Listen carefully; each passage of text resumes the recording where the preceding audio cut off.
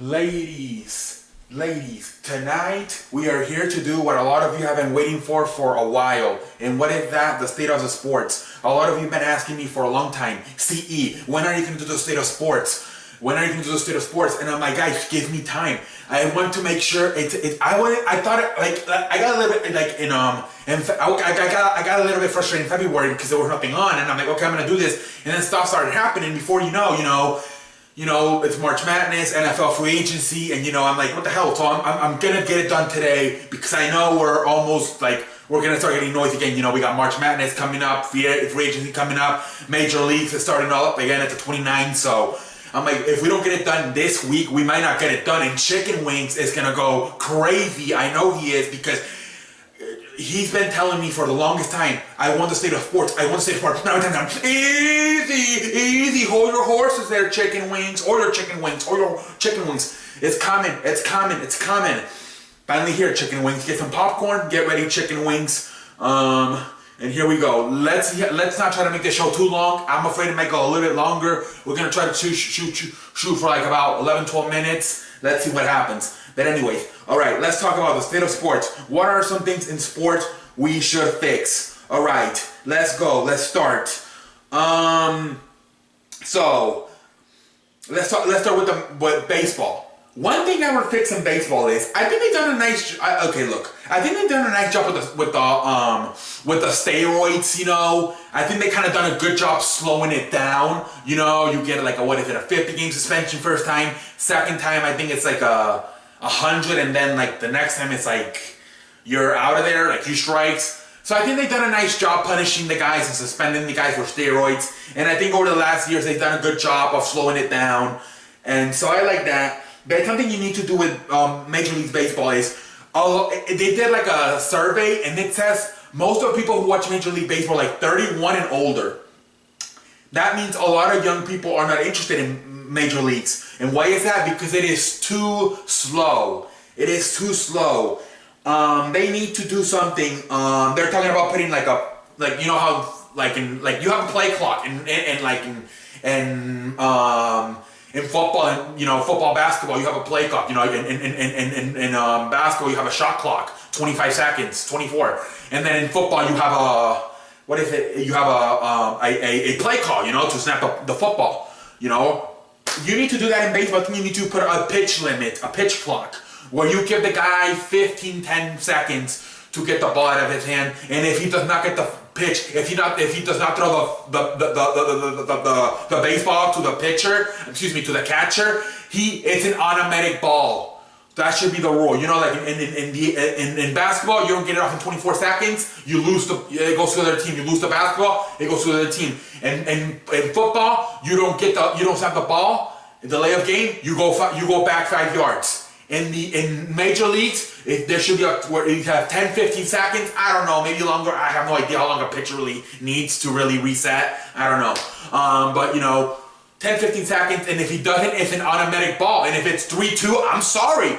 You go to first base. It's the batter. I'm sorry. Simple as that. You can imagine bases loaded at 9th inning, 3-2 count, and you can't fucking figure out how you want to do. I'm sorry. I think that's what you need to do. And then also one more thing I would do with baseball, and they're starting to do it now, is you have got to put more netting on the stands. A lot of people are getting hit by foul balls.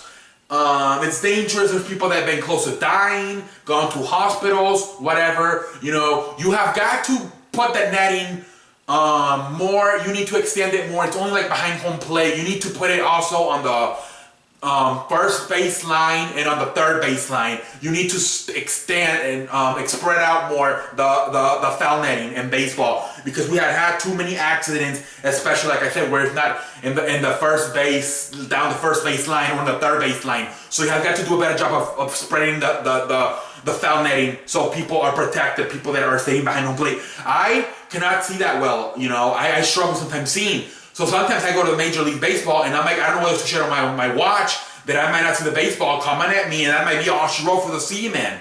And my uncle, he's like a fat ass, he sometimes tries to cover his whole body, and so I don't get hit by the foul ball. I mean, obviously he's freaking out too, he knows I can't see that well. Sometimes I can't pick up that little small baseball. So sometimes I'm like, I want to stay close because I can't see that well, but I also like, I don't want to get too close. So I would feel a lot comfortable, extending out the foul nettings. So yeah, my poor uncle, he's hoping to maybe like bounce it off his stomach or something, it's like 500 pounds. But anyways, or his head, he has like a big head. Anyways, no, actually I'm just playing. But yeah, you need to do a better job of protecting the people that are sitting behind in the stands, from the foul balls. Because those things come at you, some people think that once they get hit, they slow down, but no. They're still coming at you about, somewhere from 70 to 100 miles an hour, So once they're hit off the bats. Anyways, so those are things I would do for baseball. And they're working on it, So good job, baseball, you're working on it. Maybe Bill Patterson can start working on it too. Anyways, what else? Next sport, we need to go to football. Ah, what the fuck just happened?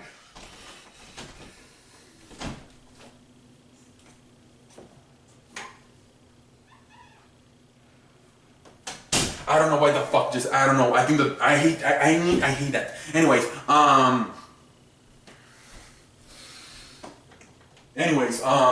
let me control myself. Let me settle down here. Let me rejuvenate myself. Okay, ladies and gentlemen.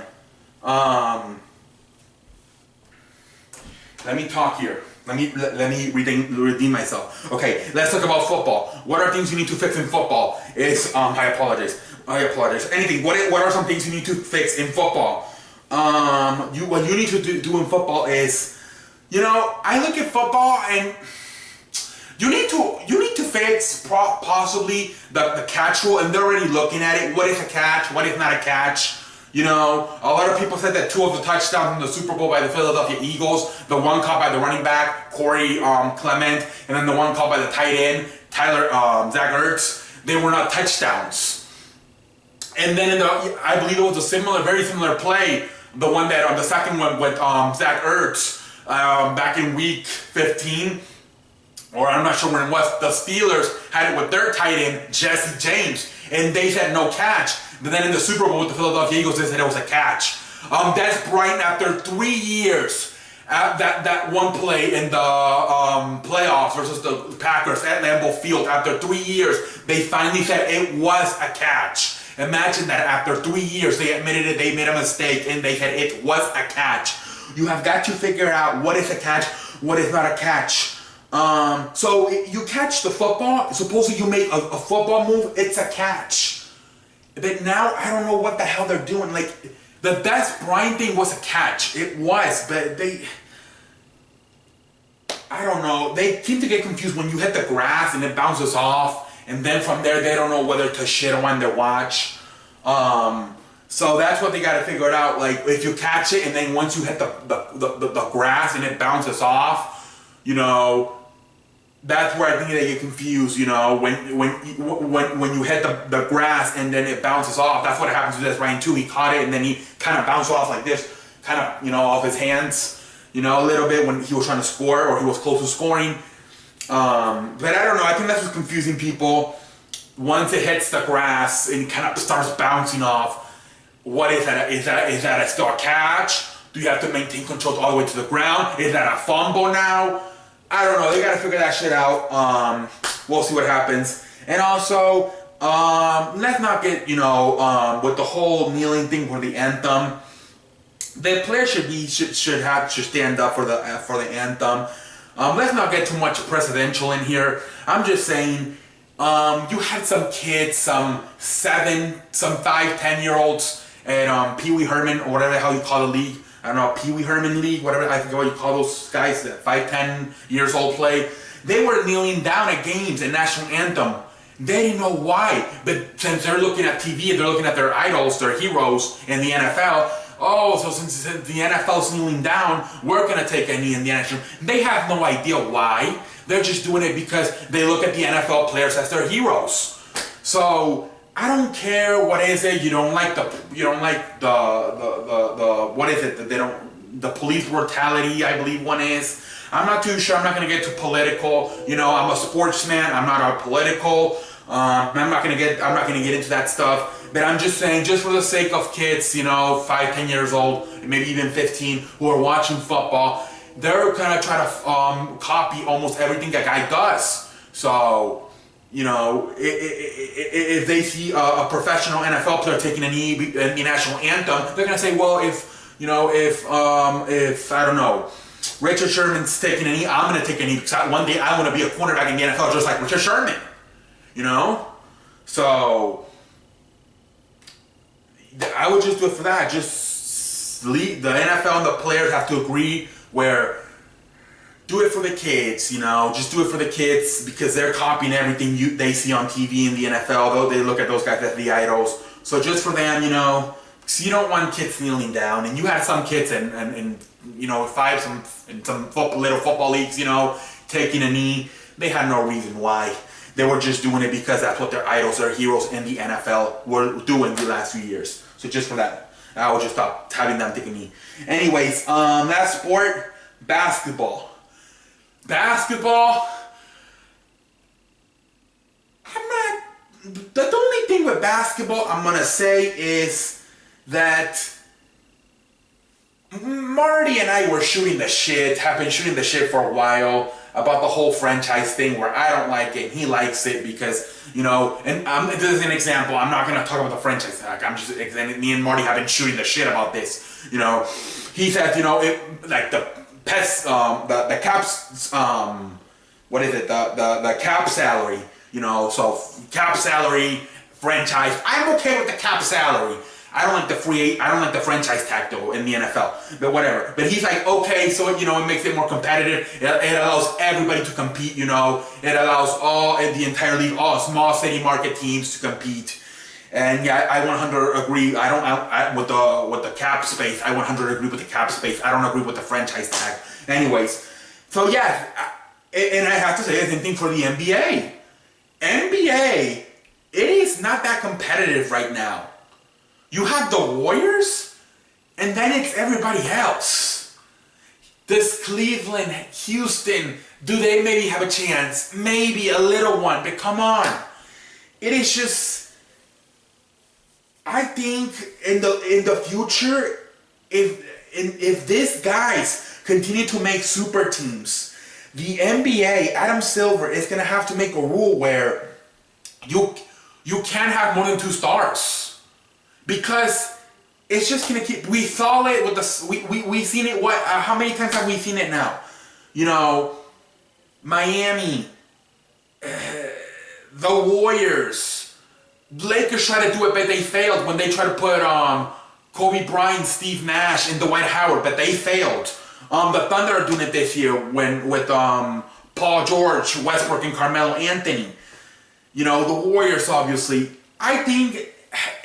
In the last 2 years, it's been pretty clear. They're very highly favored as the champions are the Warriors last year and this year, and I just think it's not fair. I think forget about the salary cap. It's like just do not let more than 2 superstars play together. Right now, Houston, you have 2. They're talking about getting LeBron James. That's what I'm saying. Do not allow that shit. And I'm okay with Chris Paul and James Harden, but do not let LeBron James join that team because that will be terrible for the league. Then it's going to be a West Finals. Forget about the NBA Finals. Next year you're going to know it's going to be the West Finals, and whoever wins the West Finals is going to be the champion. And nobody's going to win the NBA. Nobody's going to watch the NBA Finals, and then you're not going to get the money. You're not going to get ratings. You're going to lose some money. So, to me, that's a perfect example where you have a very good team in Houston with Chris Paul and James Harden. But if you allow LeBron James to go to that team next year, then the finals, they're worthless now. That the winner of the West between Houston and the Warriors are going to win the finals. And then nobody can care about the finals. So I think that's something that the Adam Silver, the commissioner, has got to look at possibly is no more than 2 superstars. No more than 2. Okay, if they're okay, so who's a superstar? Who's not a superstar? For example, the Timberwolves. You know, you have potentially three superstars, you know, or stars, whatever, and Karl Anthony Towns, Andrew Wiggins, and Jimmy Butler. Should they have allowed Jimmy Butler to play there? And I am saying yes, because Karl Anthony Towns, Andrew Wiggins, Karl Anthony Towns, yes, they're very good players, but to me, the way you can determine if it's not fair or not is how many of those players are making max contracts. You know, and in Minnesota, only Jimmy Butler is getting paid the max. Well, actually, and Andrew Wiggins, I believe, they're actually getting paid the max as well too. But Karl Anthony Towns, I don't think so. He's still on the rookie deal. You know, so that's pretty much what I'm saying, you know. That's how you determine, you know, when do you know you have two superstars. When two players on the team are getting paid the max. Houston, right now, right now they have two. Next year, do not let LeBron James go there. And fuck the whole, Chris Paul can take a pay cut. And no, because that's just not fair. But a lot of people are going to say, no, you need to let them do whatever the hell you want. I just don't. Right now, for example, in the Warriors, the only guy who's not making the max right now, I believe, is Kevin Durant. He took a pay cut. But I believe Steph Curry's making the max. Thompson's making the max. I believe Draymond's making the max. And Durant's the one that took the pay cut. Next year, that's what Houston's probably going to try to do. They're going to try to... James Harden's going to be making the max. They're going to try to have LeBron James make the max. And the one who's going to try to make the pay cut is Chris Paul. And that's where it's hard, because if the guy is willing to take the pay cut, like Durant's willing to take the pay cut, it's hard. LeBron James took a pay cut to play with Dwayne Wade. It's just hard sometimes. Dwayne Wade did both of them did the same thing. Dwayne Wade has taken a pay cut in his entire life. You know, like, he took a pay cut so LeBron James could join him, and then he took a pay cut this season so he could once again play with LeBron James. And that didn't work out, but still. It's a whole thing, but I just wish there was a way where you could only have two superstars and a team. Like the whole Shaq and Kobe thing, I was okay with. It was only two people. But the Miami thing, and Chris Bosh, was he amazing? No, but I don't know. You know, Celtics, Ray Allen, Paul Pierce, Kevin Garnett, they were probably the one that started it, you know, so. And then, you know, Miami followed, and then, you know, then you had LeBron go to make his big three in Cleveland with Kyrie Irving, Kevin Love, and then the last two, last year you had the Warriors, where they already had maybe three guys. You had Kevin Durant join them, and then this past season, a few months ago, you had the Thunder do it with them getting Carmelo Anthony and Paul George. You need to find a way to stop that, because right now it's not a competitive. If you're going to bet, who the hell is going to bet on who the hell is going to say besides the Warriors that who's going to win the NBA championship besides the Warriors? Nobody. Most likely everybody will bet this year. I think I even said it last year. Cleveland versus Warriors. You would have to be a stupid idiot to bet on Cleveland. You need to be drug tested. If it turns out to be Cleveland and the Warriors, and you go to Vegas and you bet that Cleveland's going to win, you need to be drug tested. You need to be drug tested. So that's right there, easy money too for people to bet on. The Warriors are so amazing that it's just so easy. They're going to win anything. You know, the NBA Finals, it's so easy now to win a bet in Vegas. Warriors in 5. And you're most likely going to get it right. That's how easy it is right now to bet on Vegas, on the Warriors winning the championship. That's ridiculous. How ridiculous. Betting not supposed to be that secure. Not supposed to be that for sure, you know, that lockdown. It's a lockdown right now. If you bet versus the Warriors, you're most likely winning money in Vegas when the finals comes. Well, I think that's all I have to say for tonight. We've been here for 20 minutes now. It's time to leave. I want to thank everybody. Let me know in the comment section what you think. Let me know if I missed anything, you know. Let me know. And those are the 3 sports I really focus on. But I apologize If I, you know, hockey, I can't fucking see I'm not too of a hockey guy. But, you know, golf, I can't, that's for nerds. Tennis, I kind of watch the women sometimes when they're wearing the dress. Anyways, I'm just playing.